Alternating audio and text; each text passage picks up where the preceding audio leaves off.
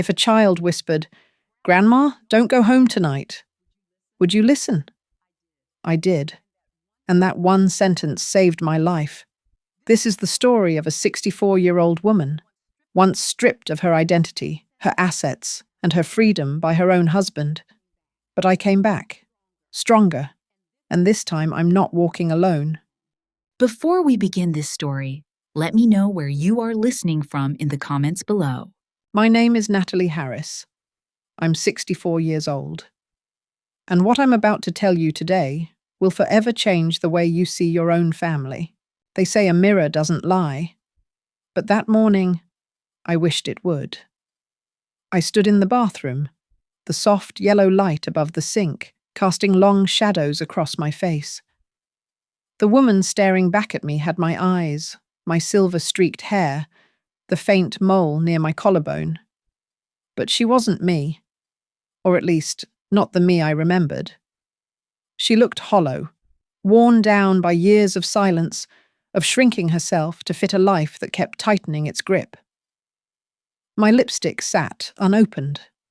My hands, the same hands that once held chalk in front of wide-eyed students, trembled slightly as they clutched the counter. I didn't recognize the woman. But worse, I didn't miss who I used to be. I'd forgotten her. Victor was packing in the bedroom. I could hear his suitcase zipping shut, the practiced rhythm of a man who travelled often and returned a little less each time. He barked into his Bluetooth about stock options, urgent meetings, and something about a villa in San Diego. A villa I hadn't heard about. A meeting I wasn't invited to. He hadn't touched me in months. Barely looked at me unless something needed signing or explaining. Even then, his tone was clipped, impatient, as if I were an employee who hadn't read the memo. I used to tell myself this was just marriage. Long-term relationships mellow, right? That's what my book club friends would say. But deep down, I knew. This wasn't mellow. This was erasure. "Natalie," he called, not unkindly but flat. "Are you ready?" "Coming," I replied too quickly. I touched up my under-eye concealer out of habit. It did little to hide the tiredness, the kind that seeps into bone and thought. I slipped into my cardigan, the one he said made me look less matronly, and grabbed my purse. My fingers brushed against the small prescription bottle I kept hidden inside, just in case. As I walked down the hall, I passed the photo wall. Our wedding portrait still hung center. Victor in his navy blues, me in ivory lace, smiling like I had the whole world in my hands. The truth was, I did. But I gave it to him. We drove in silence, the kind that crackles with everything unsaid. He stared at his phone the entire time, smirking now and then at messages I wasn't supposed to see. Once, I caught a glimpse. "Can't wait for Thursday. Counting down the hours. V." Not my V. My fingers tightened on the steering wheel. "Don't forget Micah has his dentist appointment Wednesday," I said, needing to break the silence. "I'll be gone, remember? That's why I asked you to take him." Of course. I always took him. Micah wasn't my child, but he felt like mine. Our daughter Lila had Micah young, with a man who disappeared before the baby's first birthday. Victor had never truly accepted either of them back into our home.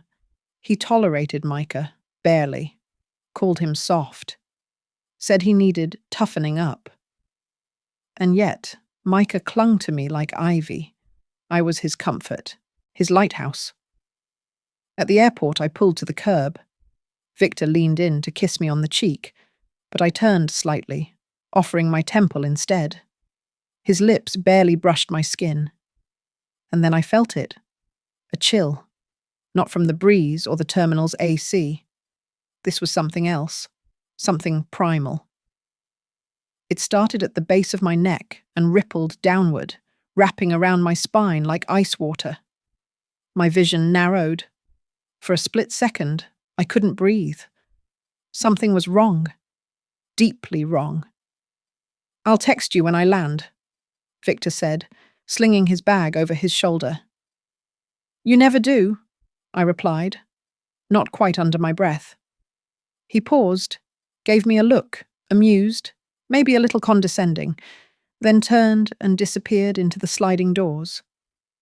As I reached for the gear shift, a small hand grabbed mine. Grandma, Micah whispered, his grip tight. Please don't go home tonight. I turned, heart suddenly pounding. What, baby? His eyes, wide and shiny, looked up at me with a kind of fear that doesn't belong on a 6-year-old's face. Daddy said something really bad this morning. What did he say? I asked gently, brushing a curl from his forehead. Micah hesitated, chewing on his lip. He told Mommy that once Grandpa was on his trip, something was going to happen to you. Something permanent. My chest tightened. My vision tunneled again, but this time it wasn't fear. It was clarity, sharp and undeniable. This wasn't about an affair. This was something deeper, more dangerous. Micah's voice dropped even lower. He said you wouldn't be a problem anymore. I froze. Victor had said that? My hand gripped the steering wheel so tightly I could feel my pulse in my fingertips. I turned off the engine and sat there, letting Micah's words echo in my head.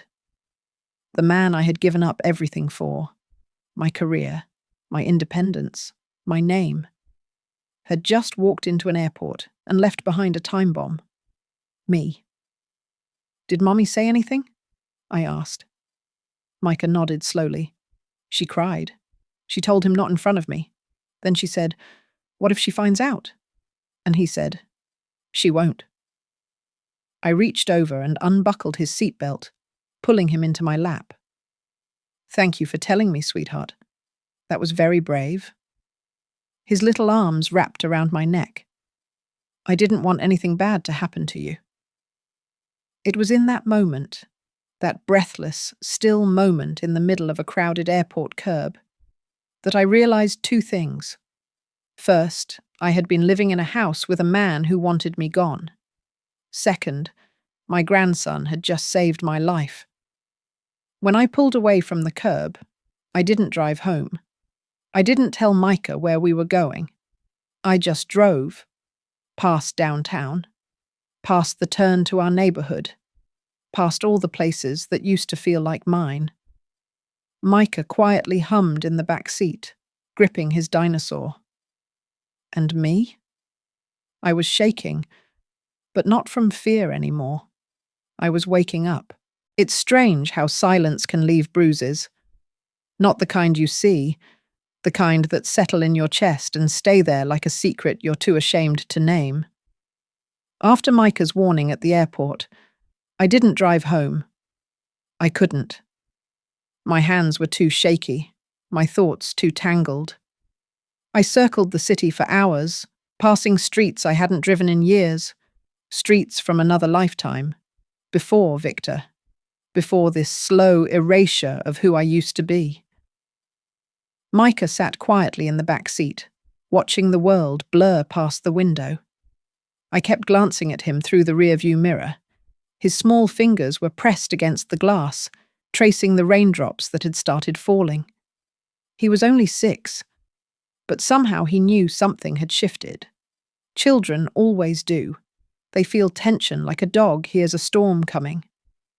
I didn't want to scare him, but I couldn't lie anymore, not even in silence. Eventually, I pulled into an empty parking lot outside a rundown strip mall. An old laundromat flickered to life across from us. I killed the engine and let the quiet settle in. Micah broke it first. "Are we hiding?" I looked at him, honest, innocent, but too observant for a boy his age. "Not hiding," I said. "We're just waiting." "For what?" "For Grandma to think." He nodded as if that made perfect sense and went back to playing with the little toy car he kept in his jacket pocket. A hand-me-down from a garage sale. He didn't complain. He never did. The inside of the car felt smaller by the minute, like the air was running out. My mind was spiraling. I couldn't stop thinking about Victor, his quiet manipulation, the new passwords I never asked for, the financial documents he made me sign without reading. The mortgage had been refinanced twice in the past year. Life insurance policies had changed hands. My name had slowly disappeared from everything we once shared. I'd chalked it up to marriage fatigue, to age, to trust. But now I understood. It wasn't fatigue. It was a setup. I closed my eyes and let myself remember things I had tried not to dwell on. The time he insisted we get separate phones. The week I lost access to our bank app and he told me the system was down. The cancelled dental plan. The car title that mysteriously switched to his name. It wasn't clumsiness. It wasn't forgetfulness. It was control. And I let him have it, piece by piece, like offering organs to a man who never said thank you. A knock on the window startled me. I looked up to see a security guard from the strip mall gesturing at us to move. I nodded and mouthed, "Sorry," then turned the ignition. As I pulled away, I saw Micah watching me, his eyes serious. "Grandma? Is Grandpa mad at you?" I didn't answer right away. "He doesn't like me," he continued. "He always calls me soft." "He's wrong," I said firmly.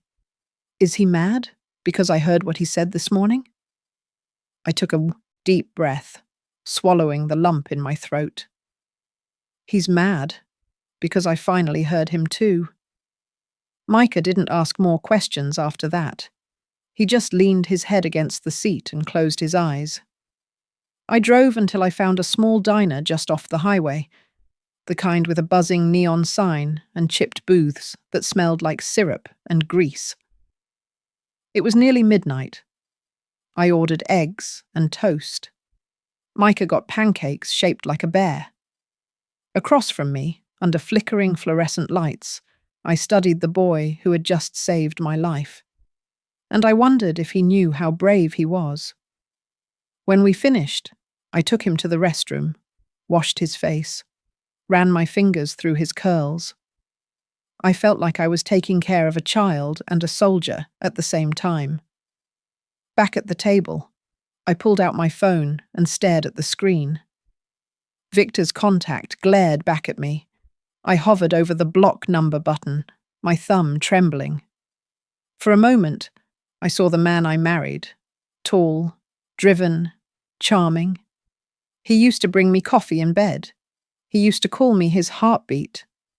But the man Victor had become was something else entirely. Calculated, cold, and, as Micah's words revealed, capable of things I had never imagined. I deleted the number. It was then I remembered something. A card, tucked deep inside my wallet. My father had given it to me 5 years ago, back when he was dying, and I was still pretending everything was fine. He said, "If you ever feel like you're in over your head, and I mean really over your head, call this woman. She doesn't owe me anything, but she respects me." The card was weathered, the corners soft, but the name on it was still sharp. Sierra Langston, J.D. Elder Abuse and Financial Protection Atlanta. G. My fingers hovered over the number. What would I even say? "Hi, I think my husband might be planning to erase me from existence." Also, he smiles too much when he lies. I walked outside the diner while Micah stayed inside colouring on the back of a placemat. The air was cool, damp with the promise of rain. I called the number. It rang once, twice. A woman answered. Her voice was even, steady, like the hum of a storm before the lightning strikes. "This is Sierra." I hesitated. "Hi, my name is Natalie Harris. My father was Robert King." A pause. "I remember Robert," she said. "What's going on, Mrs. Harris?" I gripped the phone tighter. "I think I'm in trouble." She didn't ask what kind. Instead, she said, "Are you somewhere safe?" "I think so, but I don't know where to go next." "Do you have children?" "My grandson is with me. He's 6. He's the reason I'm still alive right now." Another pause. Then, "Can you meet me at 8 a.m. tomorrow? My office is on Ponce. I'll text you the address." "Yes," I breathed. "Yes, thank you." "No thanks needed. Just don't go back to the house. Not yet." I ended the call and walked back. Inside, Micah looked up. "Who was that?" "A friend," I said. He smiled. "Grandma?" "Yeah?" "I'm glad you didn't go home." I pulled him into my arms. "So am I. There are moments in life when reality doesn't break like glass. It thins, like smoke. It curls around you, blurring the edges of what you thought you knew, until your world becomes a silhouette of its former self." That morning, sitting in my car 3 houses down from my own front door, I learned that truth isn't loud. It doesn't arrive with thunder. It creeps in quietly and burns everything you thought was solid. I hadn't slept at all. Not after calling Sierra. Not after hearing her calm voice telling me, "Don't go home. Not yet." So instead, I sat there with Micah, the car heater humming softly, trying to anchor myself to something that didn't tremble beneath my hands. Micah leaned against my armrest, his small fingers idly twisting the string on his hoodie. "Grandma, why are we here?" I forced my voice into steadiness. "Just checking something, sweetheart." "Like detective work?" he asked, eyes brightening. "Something like that." He grinned, then returned to drawing shapes on the fogged window with his fingertip. I loved how quickly children moved between fear and fascination, as if their hearts hadn't yet learned the weight of consequences. Mine had. Years of them. From my seat, I had a clear view of the house that once held every version of me: young wife, mother, teacher, the woman who used to hum while cleaning the kitchen. But the woman staring now was not the same one who used to live there. She was older, sharper, awake. My body tensed as movement flickered to life near the garage. A man in a grey hoodie slipped out from the side entrance. I didn't recognize him. Medium build, quick steps, no hesitation. He moved like someone who belonged there, but didn't. "Grandma?" Micah asked. "Why is that man at our house?" I didn't answer. My heart was pounding too loudly to speak. The man opened the back of a silver van I'd seen parked there days earlier. A van that did not belong in our neighborhood, among manicured lawns and HOA warnings about trash cans left out too long. He pulled out something heavy, wrapped loosely in a plastic grocery bag. I leaned forward. A gas can. My throat tightened. My breath faltered. "That's not normal," Micah whispered, as if reading my thoughts. "No," I said softly. "No, it isn't." The man walked around to the back door and let himself in with a key. Victor's key, the one he claimed he misplaced months ago. I felt my jaw clench. A slow burn spread across my chest. Not fear, not yet, but recognition, understanding, betrayal, knitting its shape into something more dangerous. The man stayed inside for 10 minutes, long enough to do something irreversible, long enough to make my skin crawl. When he came out, he locked the door behind him, walked back to the van with disturbing calm, and drove away like he had just delivered a package. I stared after him, my pulse beating hard in my throat. I expected panic. Instead, I felt a cold steadiness, a clarity that tasted metallic at the back of my tongue. Micah tugged at me. "Grandma? Are we in trouble?" I placed my hand gently on his. "No, honey. We're getting out of trouble." But even as I said it, A soft orange glow flickered through the kitchen window. I blinked. No. No, God, no. The glow brightened, subtle at first, then pulsing. Fire doesn't roar when it starts. It breathes. It whispers. I threw open my door.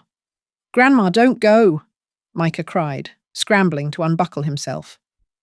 But I was already across the street, sprinting toward the house I once believed would be my last home.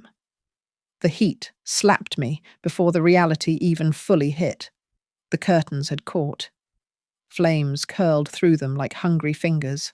Smoke seeped out through the frame in thick grey ribbons. Someone yelled, "Call 911!"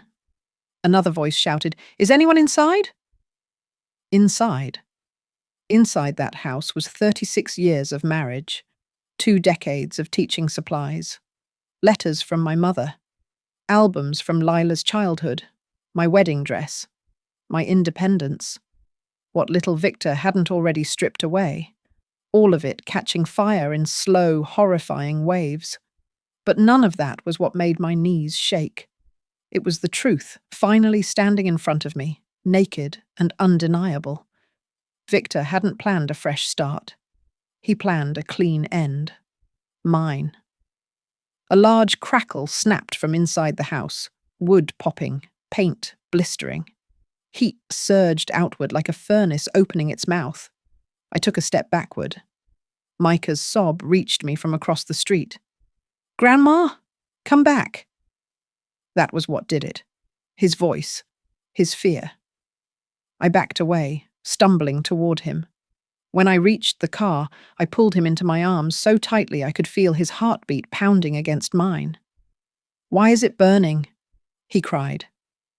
I didn't answer. I couldn't. There were truths children should never carry, especially truths that felt like knives pressed to both sides of your own ribs. I held him as the fire swallowed the living room.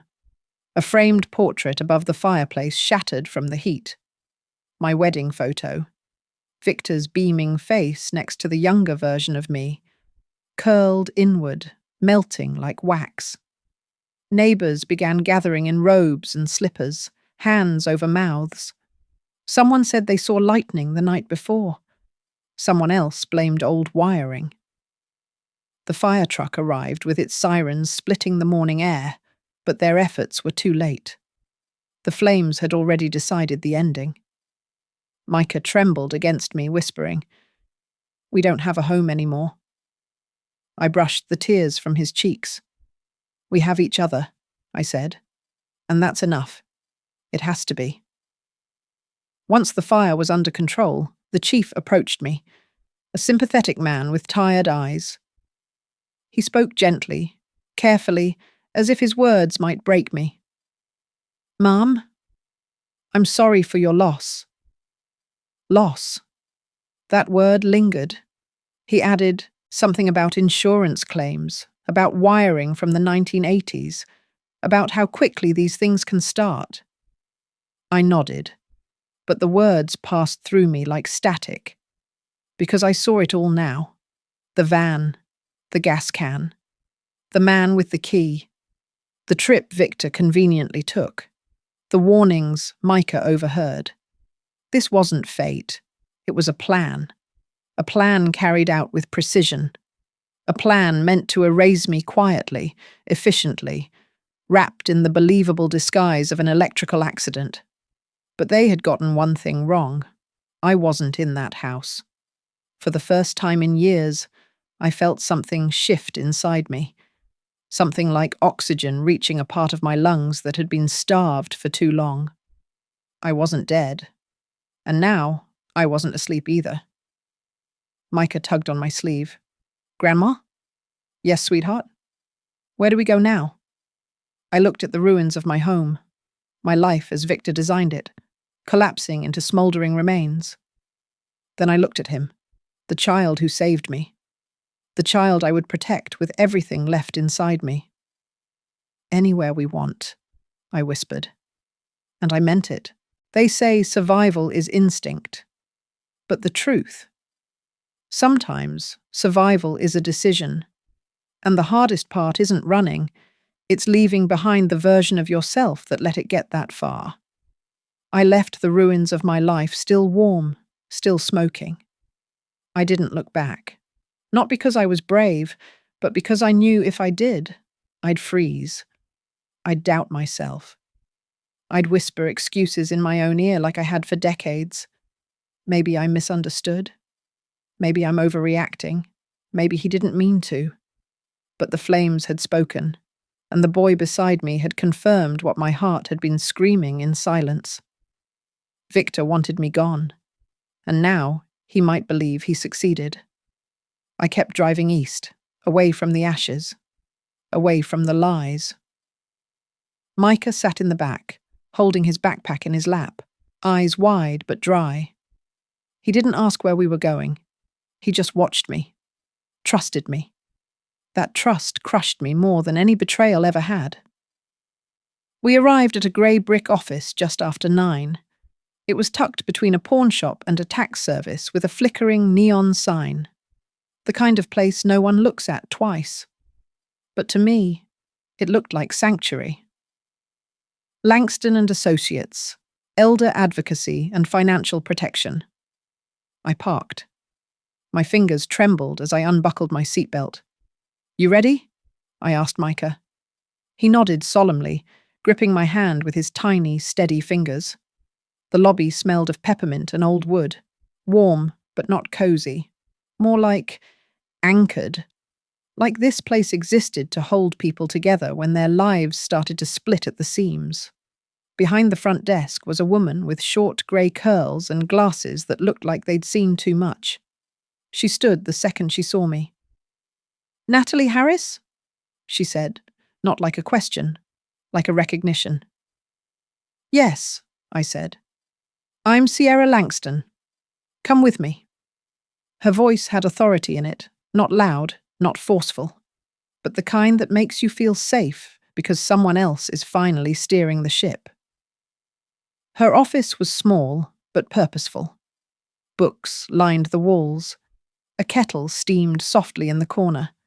A tray with 2 mugs and a jar of cocoa powder waited on the table. The couch near the window had a thick wool blanket folded neatly on top, like someone expected pain to show up and stay a while. Micah sat there, while Sierra handed him a mug of hot chocolate without a word. He looked up at her, confused. "How did you know I like this?" "I just did," she said, and that was that. Then she turned to me and gestured to the chair across from her desk. "Tell me everything." And I did. I started with the little things, the ones people dismiss, the new passwords, the closed accounts, the car title I no longer had access to, then the bigger ones, the fire, the man with the key, the van, the gas can, the silence, the whispers. I told her how Victor had rewritten me out of my own life one document at a time, how he had turned marriage into paperwork, intimacy into accounting.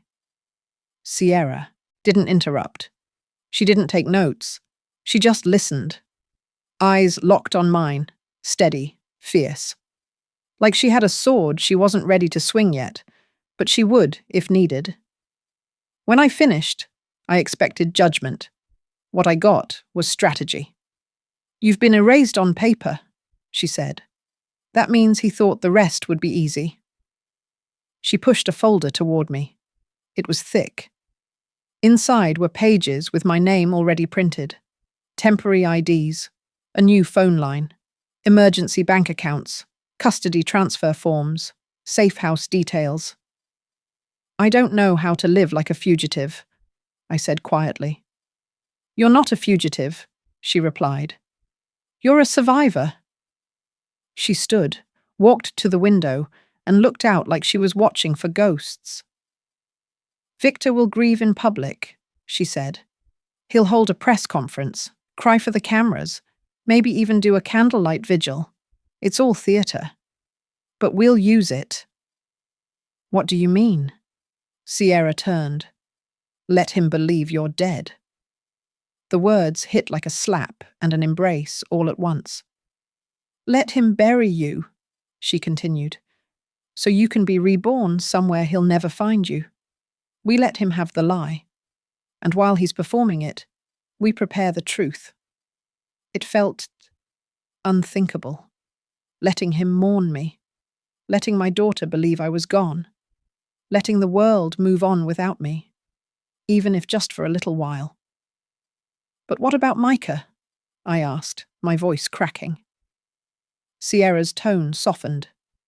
He stays with you, always, and I'll make sure you both have what you need. That was the moment I decided. It wasn't a dramatic declaration, no slamming fists or shouting vengeance. It was just stillness, the kind that comes when your body and your heart finally stop arguing. I signed the forms. I watched Sierra make calls in hushed tones. I saw her staff move with quiet precision, a machine built to rescue women like me from the fire they'd been taught to sleep inside. By evening, we were in a small apartment above a music shop in Macon, 2 hours from the city. No name on the mailbox, no past inside the walls, just furniture, clean sheets, and silence.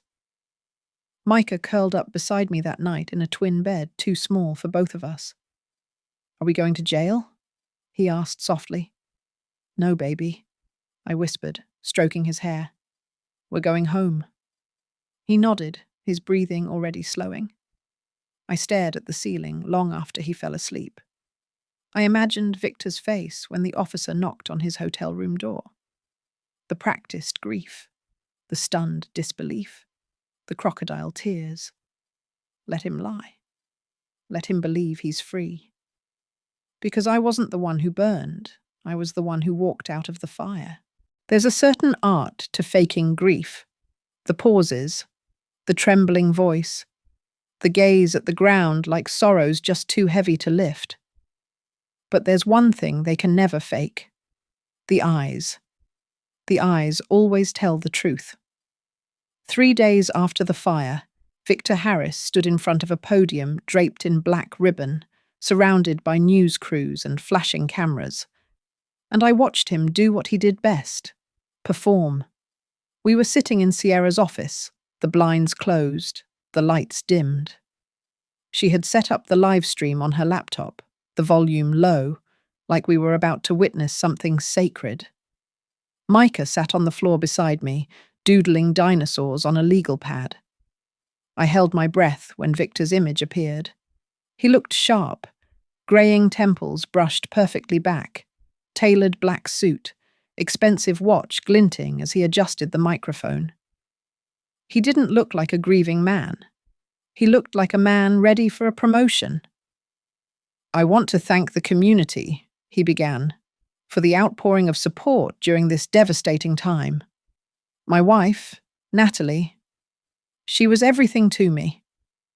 I winced. He paused, just the right amount of time for the words to land, then continued. "We were married 36 years. We had our ups and downs, like any couple, but she was my heart." Sierra muttered, "Oh, please." I stayed quiet, my eyes fixed on his face. His lips quivered, but the rest of him remained oddly composed. His eyes, however, scanned the crowd, calculating, watching for reaction. "And Micah," he said next. "My grandson. He was staying with us while our daughter travelled for work. He loved building forts, cartoons, dinosaurs. I still can't believe they're gone." Gone. He said it like he meant it. Then, the moment. He dropped his head, covered his face with one hand, and let his shoulders shake. A tearless sob, a textbook breakdown. Not one wet line on his cheek. I reached for the remote and paused the screen. Victor frozen mid-sob. It was a strange thing, watching your own funeral be mourned by the man who tried to erase you. Micah looked up at me. "Is he crying because we're safe now?" I didn't know what to say.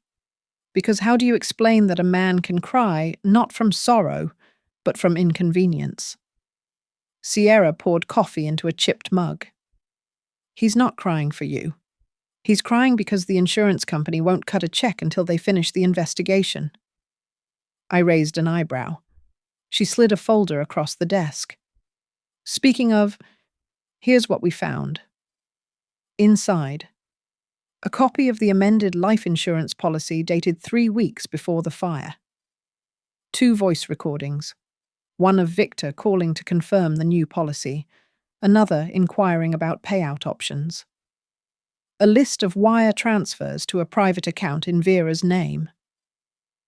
A burner phone linked to anonymous texts sent to the man seen exiting my home hours before the fire. The pattern was as clear as firelight. Victor hadn't just been trying to get rid of me. He'd choreographed it. He had removed Micah from the policy. He'd chosen a time when our daughter was conveniently away, and he'd staged it all to look like tragedy. But he hadn't counted on one thing. Micah's whisper. Please don't go home tonight. I looked at the last page. A timeline. From the day Victor upped the policy to the fire. 12 days. Clean. Efficient. The fire marshal's report confirmed traces of accelerant in the kitchen and hall closet. Nothing explosive. Just enough to do the job. He's clever, I said softly. He's sloppy, Sierra corrected. And arrogant. That's what will bring him down. I leaned back and closed my eyes. Victor on television. Me in hiding. Micah colouring next to me. A part of me wanted to scream, to stand on a rooftop and shout the truth. But another part, the part of me that had grown wise in the ashes, knew that real justice doesn't shout. It builds. Quiet. Strategic. That night, we made spaghetti in our little apartment. The noodles stuck together. The sauce was from a jar, but it was the best meal I'd tasted in years. Micah told me all about the dinosaur he drew that breathes out lava and wears sunglasses. He's not scared of anything, Micah said proudly. You mean like you? I smiled. He nodded. Before bed, I found him sitting on the floor with the laptop, watching Victor's press conference on mute. He wasn't crying. He wasn't angry. He was studying. He's pretending, huh? Micah asked. I sat beside him. Yes. Is he going to get in trouble? Eventually. Micah nodded again. Good. You didn't do anything wrong. I froze. So simple. So pure. The truth from a 6-year-old who'd seen too much. Too soon. No, I whispered. I didn't. When he fell asleep, I stood at the window. The street below was quiet. A man pushed a shopping cart past the laundromat. Somewhere in the distance, someone was playing jazz on a saxophone. And I, the woman who had once believed she was only worthy when she was quiet, compliant, pleasing, stood in the dark, unseen by the world that thought I was gone. Victor could have his performance. He could bathe in public sympathy. He could speak to reporters with trembling hands and hollow eyes. He could cry his crocodile tears. But I was still here, and I was watching. Some women break quietly, some with fire, and some walk through the fire and keep walking. The house on Bellevue Lane wasn't a home anymore, just bones and blackened edges, taped off like a crime scene no one wanted to talk about. And maybe that's exactly what it was. It had been over a week since the fire. Victor thought I was gone. Thought I'd died choking on smoke and insulation. Thought he could cry his crocodile tears on camera, cash the check, and disappear with Vera into some beachfront fantasy. He had no idea the woman he tried to erase had already risen from the ashes. And tonight, I was walking back into what was left of his empire. Sierra drove. We left just after midnight. The roads were quiet, the kind of silence that usually made me nervous. But not tonight. Tonight, I felt something I hadn't in years. Clarity.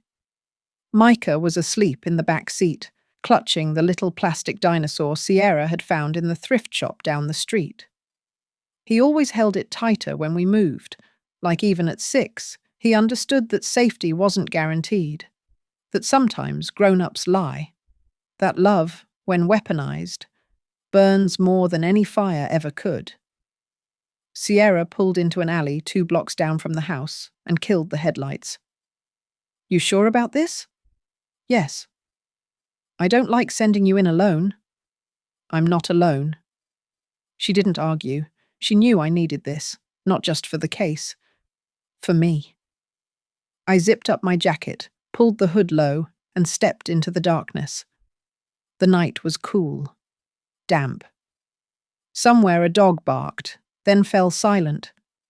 I cut through the neighbour's side yard, stepping lightly, avoiding any broken glass or debris. The yellow fire marshal tape fluttered in the breeze like a flag over a grave. This place used to be my prison. Victor had built it that way. Beautiful on the outside, full of curated furniture and framed perfection. But inside, isolation, control, silence. I walked through that house like a ghost for years until I almost became one. Now I was here to take something back. The back door was warped, but not locked, kicked in during the fire investigation. The kitchen was gone. Just a shell of melted countertops and scorched tile. I stepped over collapsed cabinets, past the remains of my favourite teapot, now nothing but twisted porcelain and soot. Everything smelled like smoke and endings. I made my way to the hallway, and then to the one place Victor never let me near, his office. I opened the half-melted door slowly. The room inside was gutted, the ceiling half-caved, walls scorched, but the floor still held. And there, beneath what used to be a Persian rug, was the floor safe. I dropped to my knees.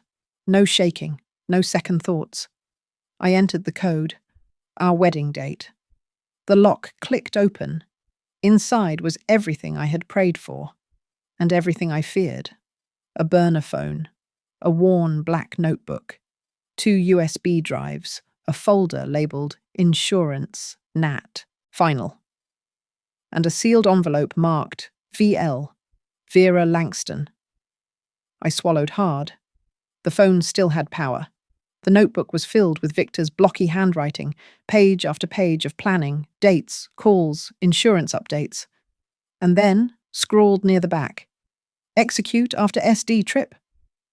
Fire as final solution. Quick, clean. I felt bile rise in my throat but forced it down. He had planned it. All of it. He'd timed my death like a business meeting. And then I saw it. Wedged in the corner of the safe, half hidden beneath old receipts. A small tin box. I opened it with cautious fingers. Inside, photos of Micah, his crayon drawings, a cut-out Valentine's Day heart that said, "I love you, Grandma," and his favourite plastic dinosaur, the original, not the thrift store replacement. My hands trembled for the first time that night. He had hidden this, in the one place he thought was safe. I took it all. I placed the contents into my backpack, closed the safe, and rose to my feet. The air in the room shifted. I looked around at the place where Victor used to sit, where he'd build financial traps disguised as investments, where he planned to kill me. And maybe Micah too. I wasn't afraid anymore. This wasn't my home. This was the crime scene of a man who thought no one was watching. I stepped out just as headlights flared down the block. I ducked, heart racing, but it was only a car turning. Sierra was waiting at the corner. Back in the car, I handed her the phone, notebook, and folder. She flipped through it, her face unreadable. "This is it," she said. "This isn't just circumstantial. This is a playbook." "And the phone?" "We'll crack it. Burner lines still leave shadows." I nodded. Micah stirred in the back seat as we drove away. "You okay?" I asked, turning to him. He rubbed his eyes. "Did you find the dinosaur?" I reached into my bag and handed it to him. His eyes lit up. "You found the real one? I told you I'd always come back for you." He smiled and leaned against the window, dinosaur in hand. That night, Sierra scanned the notebook and extracted the data from the USBs, passwords, accounts, copies of text messages to an unlisted number that tied directly back to the man spotted near our house the day of the fire. And in the envelope? Love letters, explicit, gloating. Vera and Victor had planned to disappear to Belize. With me out of the picture, they'd have the money, the freedom, the story of the grieving husband starting over after tragedy. But he hadn't expected me to survive. He hadn't expected me to rise. I sat by the window until sunrise, holding the dinosaur in one hand and Micah's drawing in the other. Victor thought he had turned me into ashes. But ashes don't mean death. They mean something has ended, and something else is about to begin. Some people fall into traps. Others walk in willingly, thinking they're the ones holding the leash. Victor was that kind of man. We lured him out with the most dangerous weapon a manipulative man fears: uncertainty. It had taken weeks to prepare. Sierra and her team were meticulous. They combed through the burner phone Victor had hidden in the floor safe, traced text exchanges with the man he paid to start the fire, even connected his digital wallet to payments sent through a crypto laundering service based overseas. All of it carefully documented, backed up 3 ways, secured under lock and legal chain. Still, Sierra said, "We need more. We need him saying it." So I offered him something he wouldn't be able to resist: a message. From a number he didn't recognize, but with a tone he would. "We need to talk, alone. You know where, Fort Wall Sharp." Victor had always hated loose ends. He liked control, clean narratives, and more than anything, he hated being vulnerable. That's exactly why the vagueness of the message would work. Because this time, he was the one in the dark. Battery Park had always been his comfort zone. Public enough to feel safe, private enough for secrets. Years ago, he'd brought me there after a business conference, held my hand like we were teenagers, whispered promises he'd never intend to keep. This time, I wasn't there for promises. I was there for the truth.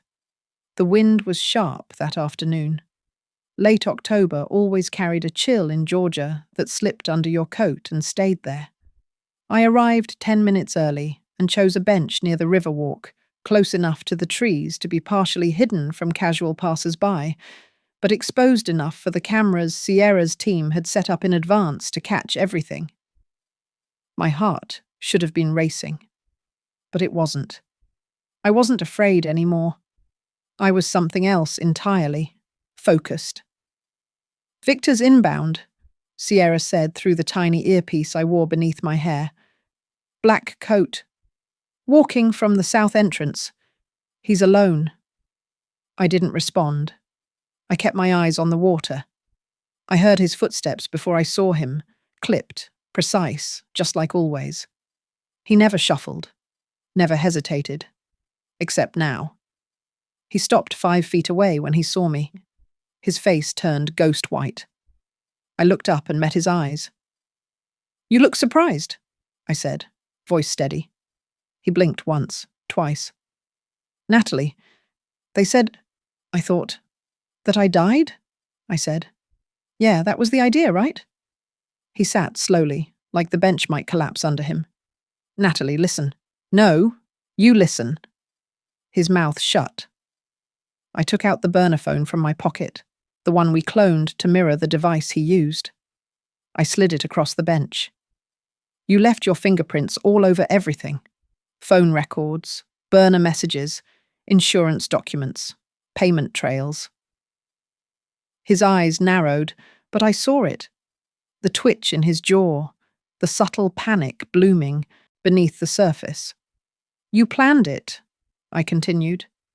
You waited until I was isolated. You set up the policy. You hired someone to torch the house. You left town to create your alibi. And you erased Micah from the beneficiary list so there'd be no complications. He started, then stopped. I turned my full body toward him. Say it, Victor. Out loud. Just once. Tell the truth for the first time in your life.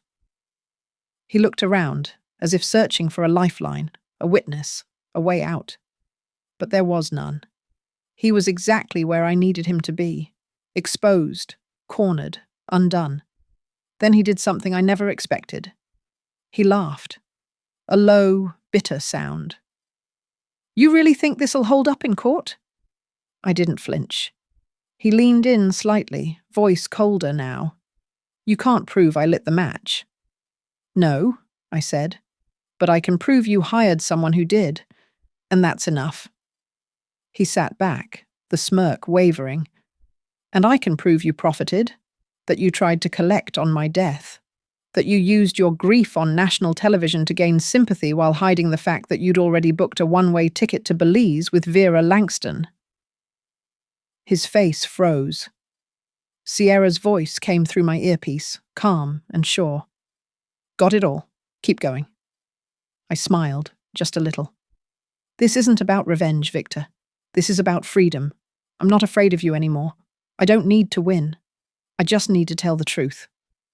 He looked away, and then, under his breath, so quiet I almost missed it, he said, I never meant for the boy to be hurt.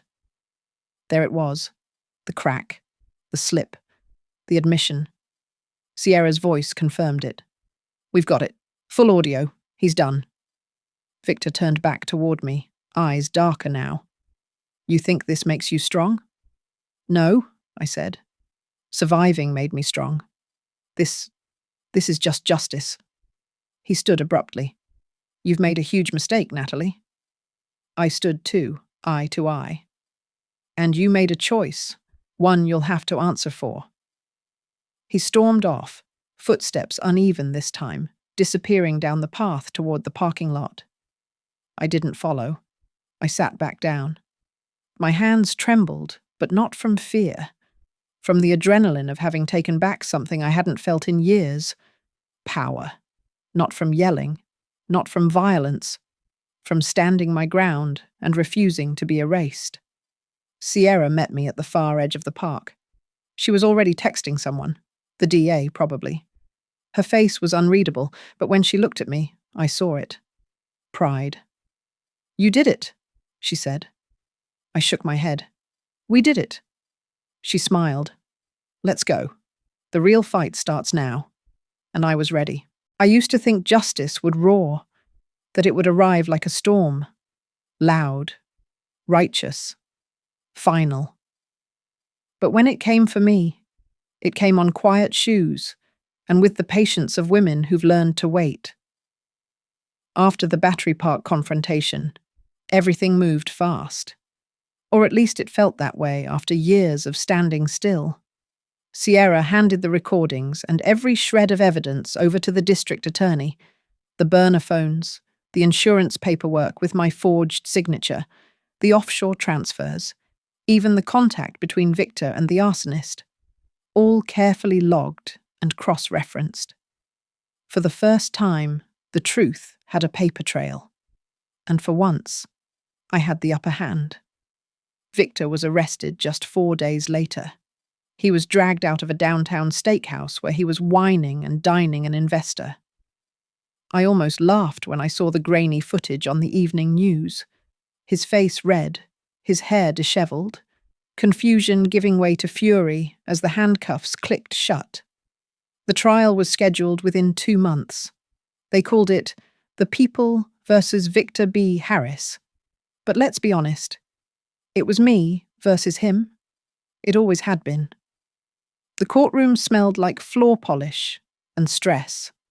The walls were lined with walnut paneling, and the ceiling was high, like a cathedral. But there were no saints here, just 12 strangers deciding whether the man I once shared a bed with had planned to burn me alive. Victor sat at the defense table, clean-shaven, in a navy blue suit, acting like he belonged at a corporate conference, not on trial. His expression never changed.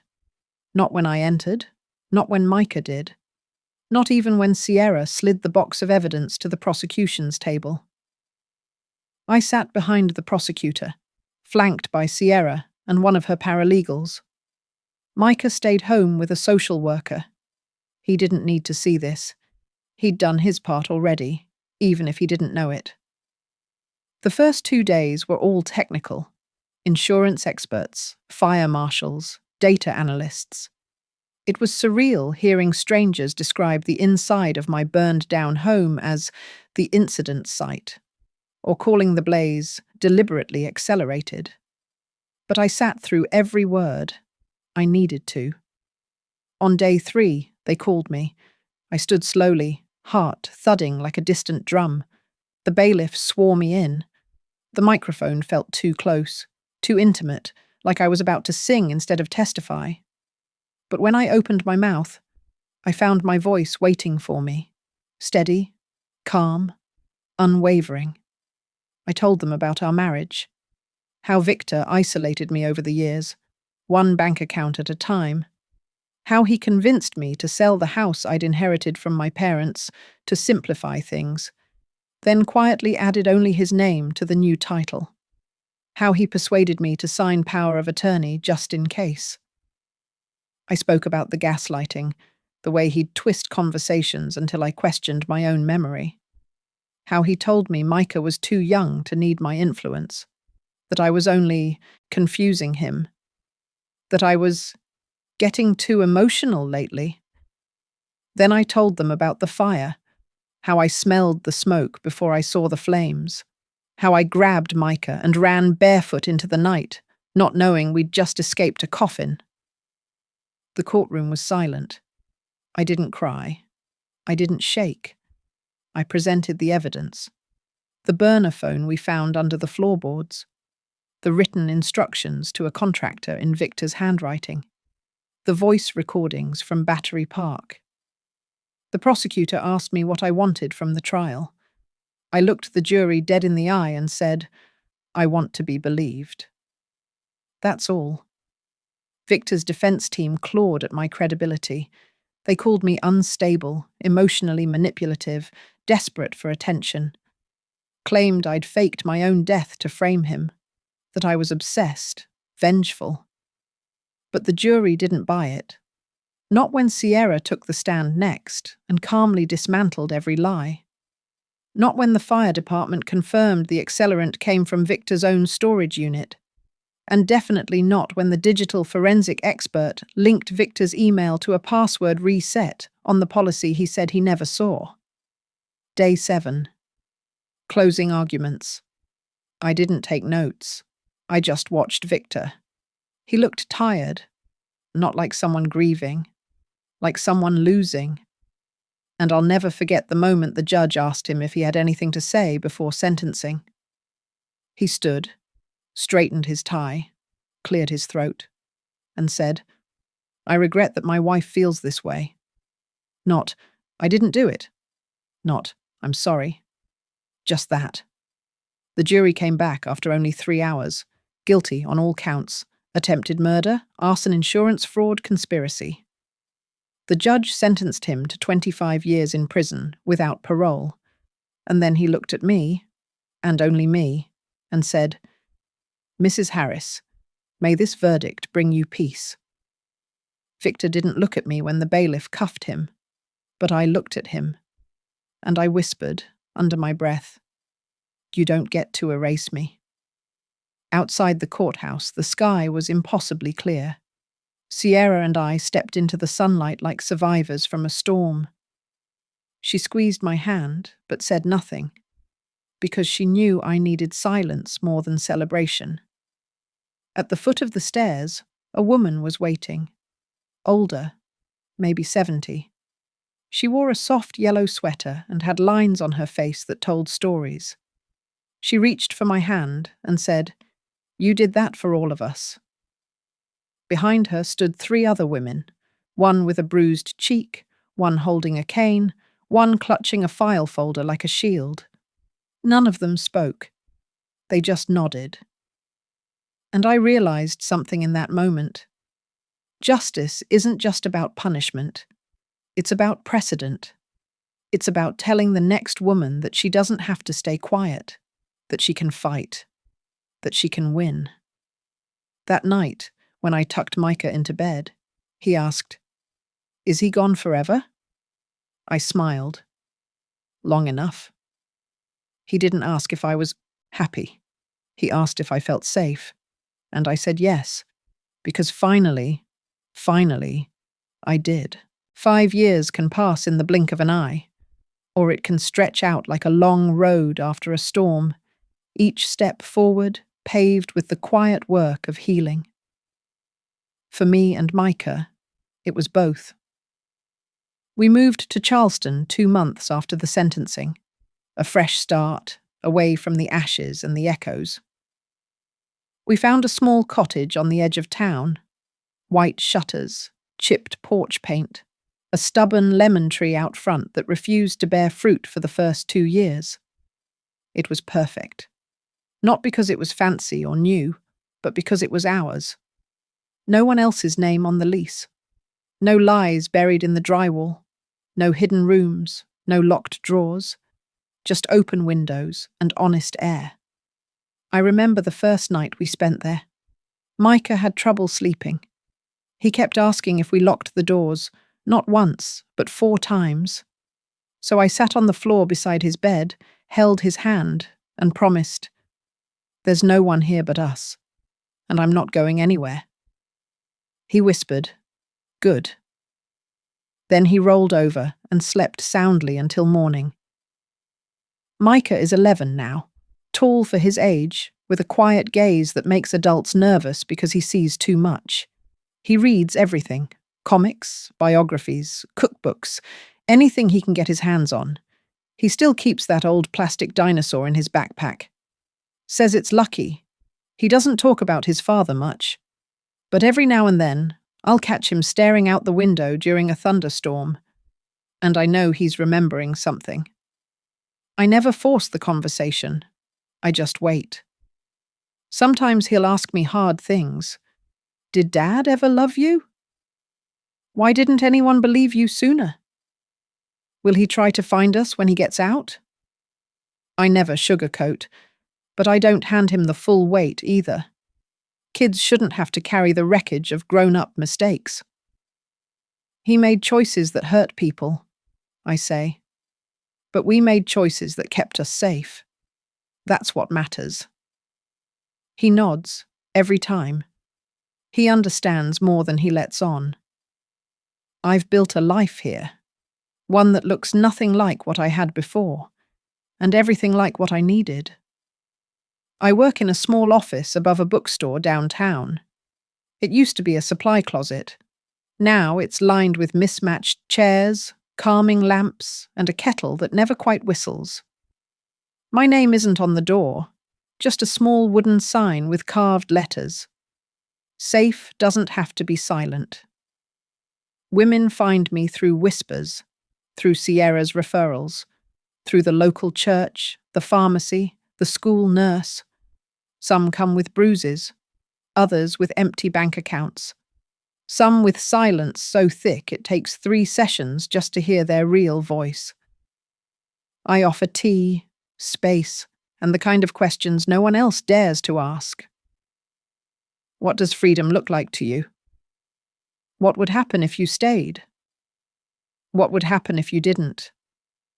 And slowly, they begin to remember who they are, just like I did.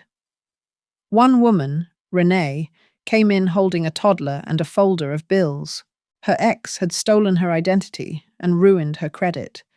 She couldn't get a lease, couldn't open a savings account.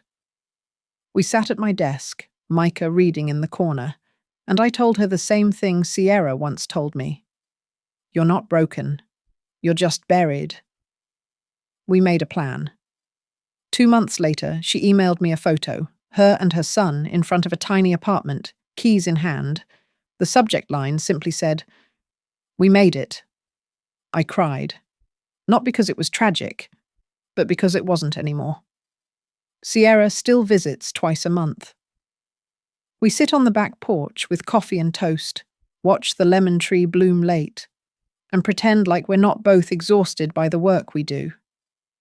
She jokes that I've become the patron saint of financial vengeance. I tell her I'd rather be the patron saint of second chances. We laugh, but we both know it's not really a joke. She's still as sharp as ever, still wears too much eyeliner, still talks with her hands. But she's gentler now, less armor, more soul. And I love her for it. We fight sometimes, about how much we can take on, about whether I should expand, whether she should retire, but we always circle back, over soup or wine or a badly made grilled cheese. Because that's what real family does. Our house, the little cottage, feels like a character of its own now. The paint still peels, the pipes still groan, but there's warmth in every creak.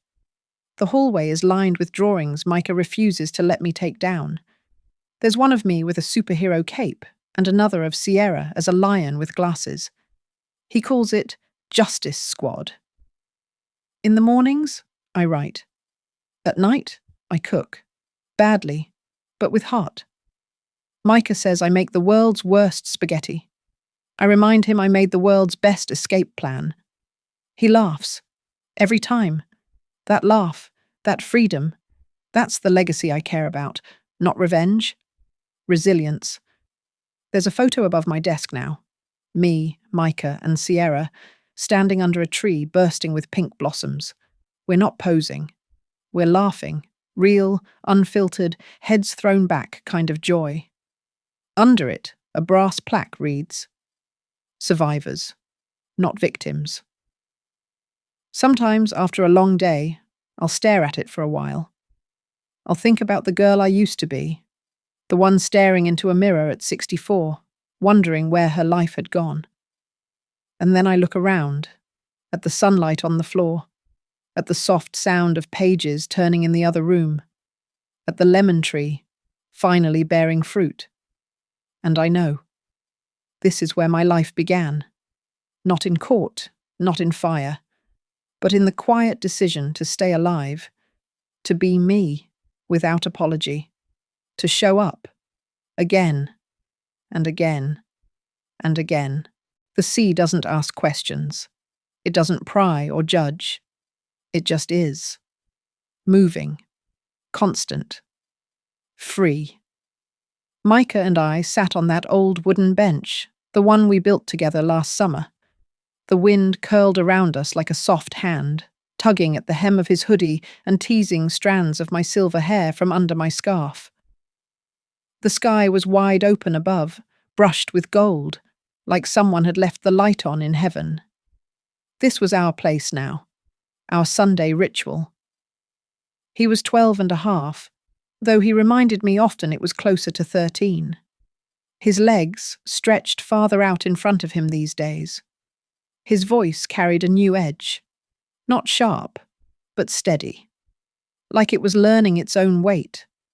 We didn't speak for a while, just listened to the hush and roar of the tide as it came in and out like breath, steady, alive. And then, just like that, he said it. "Grandma," he murmured, eyes on the horizon. "I'm glad Dad was wrong." I turned to look at him. His face wasn't angry or bitter, just calm, certain. I reached over and touched his hand. "What do you mean, honey?" He shrugged. "He said you'd fall apart without him, that you were weak. But you weren't. You aren't. You're the strongest person I know." My throat tightened. He looked down at the bench. "I used to wonder if I did the right thing. That day, at the airport, saying something." I squeezed his fingers gently. "You saved me, Micah," I said, voice low. "You didn't just do the right thing. You did the bravest thing." He turned toward me then, his eyes damp but steady. I was scared. "I know," I whispered. I was too. A beat passed. Then I said what I had wanted to tell him for years, not just with words, but with my whole heart. Your dad was wrong, yes, but you were right. And you saved us both. He didn't smile. Not right away. But I saw something shift in him, like a stone finally set down. And then he leaned against me, just like he did when he was 6, only now heavier, taller, warmer, and rested his head on my shoulder. I closed my eyes. The ocean kept moving. I think there's a moment in every survivor's life, not when they fight, or even when they win, but when they finally rest, when they exhale fully, knowing the worst is over. Not forgotten, not erased, but survived. That moment came for me a few weeks later, when I sat at my new office desk, looking over the business cards I had just picked up from the printer. They were simple. White. Clean font. No logo. Just my name and title. Natalie Harris Consultant. Elder Financial Abuse Recovery. I held one card between my fingers, tracing the letters. It wasn't about pride. It wasn't even about proving anything anymore. It was about purpose, about giving what I had to the people who needed it most. I saw clients 3 days a week now, no more than I could carry. Some were grandmothers like me. Others were middle-aged, daughters caring for their own aging parents. All had stories, some familiar, some uniquely cruel, some with endings still unwritten. They didn't come for pity. They came for plans. And I gave them what Sierra once gave me: clarity, options, and the reminder that they weren't crazy, or weak, or alone. One woman, Jeanette, came in after her daughter had drained her savings. She was ashamed, confused, and furious with herself. I should have known better, she said, twisting the tissue in her hands. I leaned forward and told her what I now believe with every bone in my body. Trusting someone you love isn't a weakness. It's human. But recognizing the harm and doing something about it, that's strength. She cried then, but not from shame, from relief. Micah grew into himself more every day. He joined the debate team, started volunteering at the animal shelter. His heart had healed, but the scar remained, and I was glad for that. Scars are proof you survived, but also that you felt. One evening, I found a note he'd scribbled and tucked into a book on my desk. It read, "Grandma, I hope I grow up to be like you, not because of what you went through, but because of who you became after." I sat with that for a long time, not crying, not smiling, just knowing that I had done the most important thing I could have done with my pain, turned it into something useful. On the anniversary of the fire, we didn't mourn, we celebrated. Not the loss, but the becoming. We baked a cake, vanilla with strawberries. Micah insisted on lighting a single candle, not for the past, but for the future. We didn't make a wish.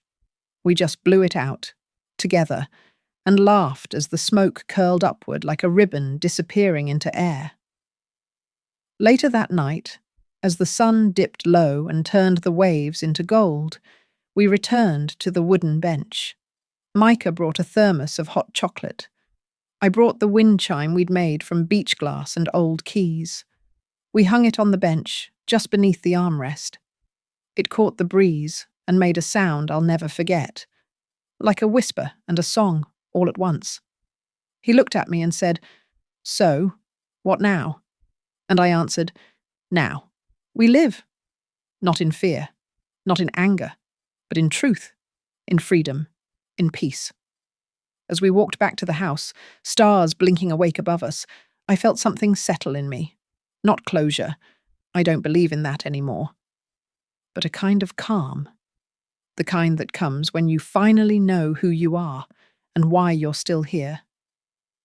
I glanced back once. The bench, the sea, the wind chime, and beside me, the boy who once whispered the words that saved my life. I'm no longer angry, no longer seeking punishment, because the deepest form of justice is when you no longer need anyone's validation, no longer need an apology to keep living. I forgave, not because they deserved it, but because I deserved peace. If someone has ever made you question your own worth, let this story remind you, you are not alone. You are not invisible. And the one thing they can never take away is your decision of who you choose to become. What are you thinking after hearing this story? I'm not looking for praise, just wondering, have you ever been me? Leave a line, not for me, but for yourself.